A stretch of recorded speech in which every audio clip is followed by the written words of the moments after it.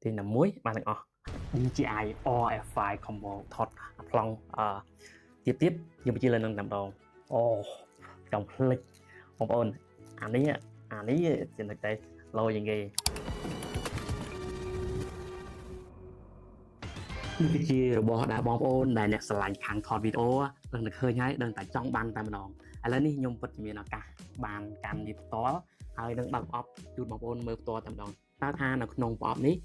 ប្រភេទពួក combo នេះមានជាប់អ្វីមកខ្លះឥឡូវទៅមើលជាក់ស្ដែងជាមួយខ្ញុំទាំងអស់គ្នាអូខេឥឡូវងាយស្រួលទេយើងមិនចាំបាច់មានកបិតមានអីចឹងទេយើងបកដៃតែម្ដងនេះស្រួលទេទាញមកជាតែម្ដងរបស់ថ្មីសម្រាប់ខ្ញុំក៏ឆ្លាញ់ដែរព្រោះចូលចិត្តថតវីដេអូដូចគ្នាអញ្ចឹងដល់យើងបើក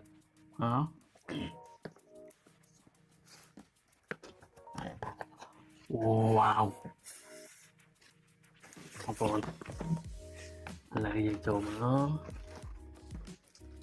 អាយ៉ាអត់ដែលបានបើកភេទពួកនេះ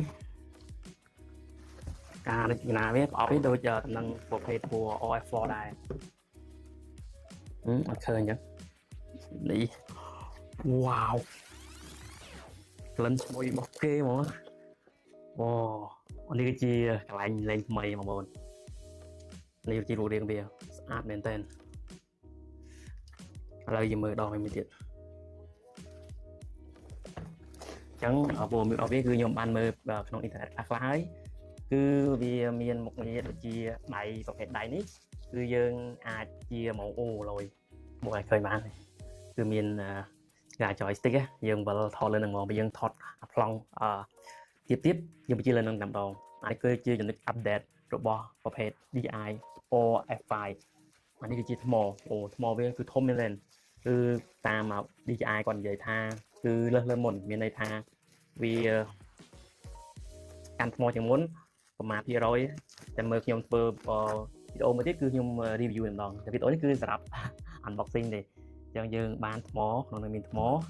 ហើយជាមួយទៅនឹងគេហៅ mini tripod អានេះក៏ពិសេសដែរយើងមើលក្នុង YouTube មើលគេទាញមកទាញតែមួយបានទាំងអស់បើយើងមុននេះទាញម្ដងមួយនេះទាញមួយមកបានទាំងអស់ពិតជាប្រកែក design ចឹងបងប្អូនឥឡូវយើងបានហើយរបស់សំខាន់អូខេចូលកន្លែងវិញហើយដូចជាអស់ហើយចំណុចហ្នឹងគឺមានដូចជាខ្សែផ្សេងមើលខ្ញុំដាក់រូបបង្ហាញនឹងដូចគ្នាទេ